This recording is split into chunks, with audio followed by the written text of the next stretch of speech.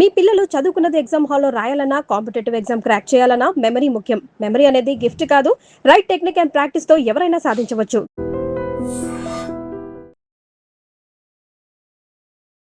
I dream చూస్తున్న ప్రేక్షకులందరికీ నమస్కారం.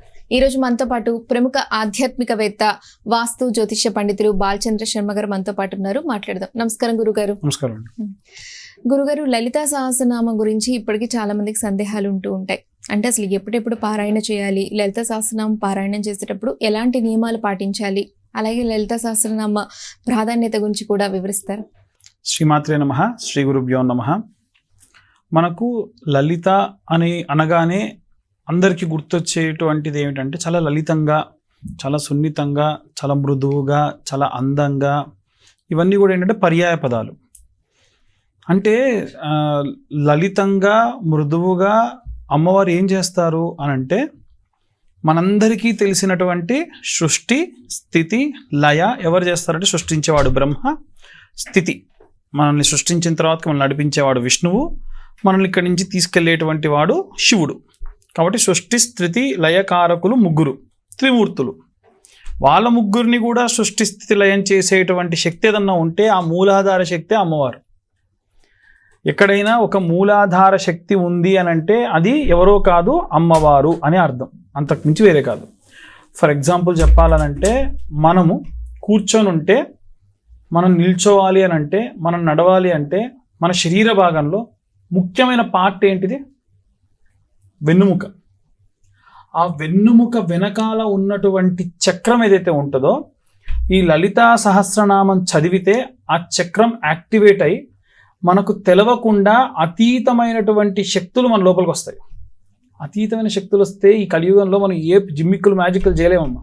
ఒకటే, అవతల వ్యక్తిని చూడగానే ఆ వ్యక్తి సరైనటువంటి వాడా కాదా, మాట్లాడేటువంటి మాట నిజమా అబద్ధమా, సో ఇతని వల్ల ఇతనితో నేను వెళ్తే నాకు మంచి జరుగుతుందా, చెడు జరుగుతుందా అనేటువంటి విషయాలు తెలుస్తాయి. ఇవే కాదు, మనకి శరీరానికి ఎంత శ్వాస తీసుకోవాలి, ఎంత శ్వాస తీసుకోకూడదు, నేను ఇక ఇంతకు మించి తినకూడదు, నేను ఇంతకు మించి మాట్లాడకూడదు, నేను ఇంతకు మించి ఇక్కడ ఉండకూడదు అనేటువంటి విషయాలు కూడా అమ్మవారు మనకు తెలిసేట్టుగా చేస్తారు.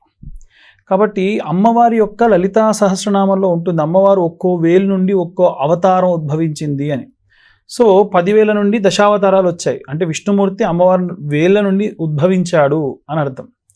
కాబట్టి ఈ బ్రహ్మాండం అంతా కూడా ప్రళయం వచ్చింది అని అంటే వీడు మంచా వీడు చెడా అని లేకుండా అందరిని తీసుకొని వెళ్ళిపోతుంది. అందులో బ్రహ్మ, విష్ణు, మహేశ్వరులు కూడా వెళ్ళిపోయి మళ్ళీ పుడతారు. అందుకనే ఇది మల్టీవర్స్ యూనివర్స్. ఈ విషయాలన్నిటి గురించి కూడా ఇవాళ రేపు మన సైంటిస్టులు, మన మార్వెల్ స్టూడియోస్ వాళ్ళు రకరకాల సూపర్ హీరోస్ సంబంధించి చేస్తూ ఈ మల్టీవర్స్ యూనివర్స్ గురించి కానివ్వండి, భూమికి సూర్యుడికి మధ్య ఉన్నటువంటి డిస్టెన్స్ కానివ్వండి, విశ్వం ఎలా ఉంటుంది, పాలపుంత, వీటన్నిటి గురించి మనకి ఏదో చెబుతున్నారు కదా, అవన్నీ మన లలితా సహస్రనామాల్లో ఎప్పుడో ఉన్నాయి. మన హనుమాన్ చాలీసాలో ఎప్పుడో కొన్ని వేల సంవత్సరాల క్రితమే నిక్షిప్తమై ఉన్నాయి. కాబట్టి ఈ యొక్క బ్రహ్మాండం అంతటికీ కూడా మూలాధార శక్తి స్వరూపం ఏదైనా ఉంది అంటే అది అమ్మవారు. కాబట్టి లలితా సహస్రనామము చదవడం వల్ల ఏమవుతుంది అని అంటే, అమ్మవారి యొక్క లలితా సహస్రనామం బాగా పఠనం చేసి పారాయణ చేసిన వాళ్ళ దగ్గరికి వెళ్ళి అడిగితే ఒక ఆయన ఏం చెప్పారనంటే, అమ్మవారు అందులో ఫైనల్గా చెప్పేది ఒకటే, నాన్న ఏంటిది అని అంటే, నువ్వు వేరు, ప్రకృతి వేరు కాదు, దేవుడు ఎక్కడో లేడు, నీలోనే ఉన్నాడు. అంతే కదా. ఇప్పుడు మనలోనే భగవంతుడు ఉన్నాడు అనుకోండి, అప్పుడు మనం చేసేటువంటి పనులు తప్పు పనులు చేస్తామా? చెయ్యం. ఒక శ్రద్ధ, ఒక భక్తి, మన శరీరం పైన మనకు ఒక మంచి దృక్పథం ఉండడం, మనం మాట్లాడే మాట కూడా పర్ఫెక్ట్గా మాట్లాడడం, ఒకరికి మాట ఇచ్చాము అనంటే ఆ మాట కట్టుబడి ఉండడం, ఒకరికి వస్తున్నామని చెప్తే టైం మెయింటైన్ చేయడం, ఇవన్నీ కూడా ఎప్పుడు వస్తాయనంటే లలితా సహస్రనామ పారాయణం చేయడం వల్ల వస్తాయి. ఉదాహరణకు నేను ఒక చోట పనిచేస్తూ ఉన్నా, నన్ను ఒకరు ఉద్యోగంలో నుంచి తీసేయాలి అనుకున్నారనుకోండి, వెంటనే అలాంటిది ఏదైనా జరగగానే మనకు మొదలయ్యేటువంటిది ఏమిటంటే ఖేదం అని అంటారు, అంటే బాధ. నేను ఏం చేశా అంటే, మనం చేసిన తప్పులన్నీ కూడా మనకు పక్కకు పెట్టేసి మన మైండ్లో మొట్టమొదలు వచ్చేటువంటి ఆలోచన ఏంటంటే, నేను ఏం చేశా, నేను నా డ్యూటీ నేను చేసా కదా, నీ తప్పులని గుర్తురావు, నేను చేసే మంచి అన్నీ గుర్తొస్తాయి, అయినా కానీ వీళ్ళు నన్ను పట్టించుకోలే అనుకుంటారు. అదే ఎవరైతే లలితా సహస్రనామ పారాయణం చేస్తే ఏమవుతుందంటే, ఓహో ఇది అమ్మవారి నిర్ణయం కాబట్టి ఇంతకు మించి నాకు ఏదో అమ్మవారు ఇవ్వాలనుకుంటుంది, అమ్మ మహాప్రసాదం. కాబట్టి లలితా సహస్రనామ పారాయణం చేస్తే మనకి ఈ తత్వం అనేటువంటిది వస్తుంది, ప్రశాంతత వస్తుంది. ఇవేవి కూడా డబ్బులు పెట్టి కొనుక్కునేటువంటివి కావు. నీకు ఎన్ని లక్షలు కోట్లున్నా తినడానికి తిండి లేని పరిస్థితి, అంటే డబ్బు ఉంటుంది తినలేవు, బెడ్ ఉంటుంది నిద్రపోలేరు, వెహికల్స్ ఉంటాయి కానీ ప్రశాంతంగా దాంట్లో కనీసం జర్నీ చేయలేరు. కాబట్టి ఒక ప్రశాంతత అనేటువంటిది దొరకాలంటే కేవలం మనకు లలితా సహస్రనామం నుంచే వస్తుంది.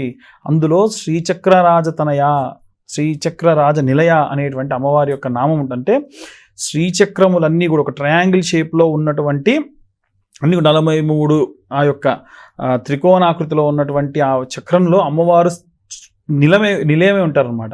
కాబట్టి లలితా సహస్రనామం మనం పారాయణ మాత్రమే కాకుండా ఇంకా వీలైతే కుంకుమార్చన చేయాలి. అది కూడా శ్రీచక్రానికి కుంకుమార్చన చేస్తూ కనుక చేస్తే విశేషమైన శక్తి.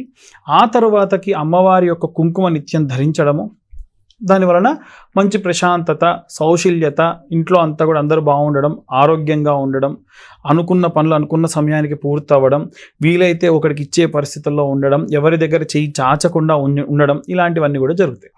నియమాలు ఏమైనా ఉంటాయా గురుగారు పాటించడానికి? మంచి ప్రశ్న అమ్మా.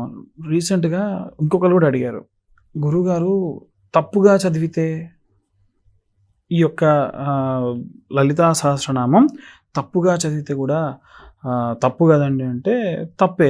కానీ ఉదాహరణకు మీ బాబే ఉన్నాడు, అమ్మ అనరాక అత్త అంటాడు, వాడు మొట్టమొదలు పిలవడానికి అత్త అంటాడు. నన్ను అత్త అంటామని కొడతారా మీరు? అరే నా కొడుకు మాట్లాడేట ఆనందిస్తారు. అమ్మవారు కూడా అంతే. అమ్మవారు మొట్టమొదటి ఏం చేస్తారనంటే, మనం తప్పుగా చదివినా అదే స్టార్టింగ్ టైం అనుకోండి, ఆనందిస్తారు అమ్మ, పురిసిపోతుంది. అరే అసలు పొద్దున్న లేస్తే రీల్స్ చూస్తున్నారు ఒక్కొక్కళ్ళు, ఏవేవో పిచ్చి పిచ్చి ఇవన్నీ చేస్తున్నారు, వీడు ఇంత శ్రద్ధగా కూర్చొని లలిత చదవడానికి కూర్చున్నాడు రా, వీడిని మనం ఏదైనా సరే ఎంకరేజ్ చేయాలి, వీడు నత్తిగా మాట్లాడుతున్నాడు కదా, వీడు నత్తిగా మాట్లాడకుండా ఏదైనా చేయాలి అని అమ్మ మనల్ని ఇంకా దీవిస్తారు. కానీ అదే లలితా సహస్రనామం కూర్చొని శ్రద్ధగా చదివేటువంటి సమయం ఓపిక ఉన్నా కానీ, ఆఫీస్ టైం అవుతుంది 10 నిమిషాలు వెళ్ళిపోవాలి, ఓం శ్రీమాతా శ్రీ మహారాజ్ని అని చెప్తా పట చదివేసి దాంట్లో ఒత్తులు పొల్లులు అని మిస్టేక్ చేసుకుంటూ అయిపోయిందమ్మా ఇది దండం పెడుతున్నా ఇది మొక్కుబడి చేసి వెళ్ళిపోతారుగా, అప్పుడు శిక్షిస్తుందమ్మా. ఎందుకంటే నీకు 24 గంటలు సమయం ఇచ్చి, ఈ 24 గంటల్లో నువ్వు తిని తాగి తిరిగి ఎంజాయ్ చేసి కంటిన్యూ నిద్రపోయేటువంటి సమయం ఇచ్చి, ఈరోజు పడుకుంటే మళ్ళీ పొద్దున్నే లేచి ఈ సూర్యోదయాన్ని చూసేటువంటి శక్తి ఇచ్చిన అమ్మవారికి 10 నిమిషాలు కేటాయించలేవా? ఓ 15 నిమిషాలు కేటాయించలేవా? అంత బిజీ అయిపోయావా? అప్పుడు అమ్మవారు శిక్షిస్తారు. కాబట్టి చదివితే శ్రద్ధగా చదవాలి, మిస్టేక్స్ లేకుండా చదవాలి నీకు వస్తే. కానీ ఇదే ప్రారంభం అనుకోండి, అయ్యో అసలు నేను చదవడం తప్పులు చదువుతానండి, అసలు చదవడం మానేస్తా అంటే దోషం కాదు. కాబట్టి మనం ప్రారంభించేటప్పుడు ఎటువంటి నియమాలు కూడా ఉంటాయి. ఎలా అంటే, ఇప్పుడు ఈరోజు మీరు పారాయణ చేశారు, లలితా పారాయణ చేశారు, మీరు నాన్ వెజ్ తింటే కరెక్ట్? మీరు చెప్పండి. మీరు లలితా సహస్రనామం చదువుకున్నారు, ఒక జీవిని చంపి శవాన్ని ఒంట్లో వేసుకుంటే మంచిదా? మంచిది కాదు కదా.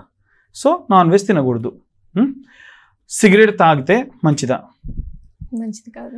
అసలు లలితా సహస్రనామం చదవలేదండి, మీరు నాన్ వెజ్ తినడం మంచిదా? మంచిది కాదు. సిగరెట్ తాగడం మంచిదా? మంచిది కాదు. మందు తాగడం మంచిదా? మంచిది కాదు. నియమాలు అంటే ఏముంటాయి? ఇవే నియమాలు. ఇవి కాకుండా నిత్య నైమిత్తిక కర్మలు అని ఉంటాయి. అంటే ఉదాహరణకు మీరు ప్రొద్దున్నే లేస్తే గోసేవ చేయడము, పాడి పంటలు అన్నీ కూడా చేసుకోవడము, దానికి బాగా శ్రమించి కొంచెం ఆలస్యంగా మీరు స్నానం చేయాల్సి రావడము, పొద్దున్నే లేచి పాడి చేశారంటే 10-11కి స్నానాలు చేస్తారు. అయ్యో నేను లలిత చదువుకోవాలి, పొద్దున్నే స్నానం చేయాలని పని పక్కకు పెడతామా? కాబట్టి ఇప్పుడు ఉదాహరణకు ఒక వ్యక్తి తన యొక్క పనులన్నీ చేసుకునే క్రమంలో, ఉదాహరణకు సంసారాశ్రమంలో ఉన్నారు, సో భార్యాభర్త కలవడం ఉండడం అనేటువంటిది ఉంటుంది కాబట్టి అది తప్పు కాదు. లలిత చేసుకున్న మీ జీవితం మీది, అంతేకాని లేనిపోని అలవాట్లు చేసుకుంటే మటుకు మీరు లలితా సహస్రనామం చేయకున్నా కానీ అది తప్పే, దోషమే. కాబట్టి వీలైనంత వరకు ఎప్పుడైనా సరే లలితా సహస్రనామం చేసుకున్నప్పుడు మటుకు సరే మిగిలిన సమయాల్లో మేము ఎక్కడన్నా అమ్మవారి దగ్గరికి వెళ్ళి బలిస్తే మేము ఆ రోజు కనుక మాంసం తినాల్సి వస్తుందండి అనేటువంటి కుటుంబాలు ఉంటాయి. కాబట్టి ఆ రోజు మీరు లలిత చదువుకుంటే కనుక దేవాలయంలోనే అమ్మవారి దగ్గర అయితే తప్పులేదు, తప్ప శారీరక సుఖం కోసం చేసేటువంటివి ఏది కూడా మంచిది కాదు. లలిత సహస్రనామం గురించి మా ప్రేక్షకులకు ఉన్న సందేహాలను చక్కగా వివరించారు. ధన్యవాదాలు గురుగారు. And for more videos, Please subscribe to iDream channel. Subscribe to iDream Media. Please subscribe to iDream. Please subscribe to iDream. Please subscribe iDream. And please subscribe to iDream. For more videos, subscribe to iDream. please like, share and subscribe to the channel. Congratulations, iDream. Subscribe to iDream. Subscribe to iDream. So subscribe to iDream Media. iDream की iDream team अंदर की huge congratulations. Please subscribe iDream Media. Please subscribe to iDream. Subscribe iDream. Please subscribe to iDream. iDream అంటే నా కళల channel subscribe చేసుకున్న నోరు తిరుగుతలేదు, మీరైతే గంట గుర్తు కొట్టండి. For more such videos, please subscribe to iDream. Subscribe to iDream. Please subscribe to iDream. Please subscribe iDream Media. Please do subscribe to iDream. Please subscribe to iDream Media. For best entertainment and information, please subscribe iDream. And don't forget to subscribe to iDream.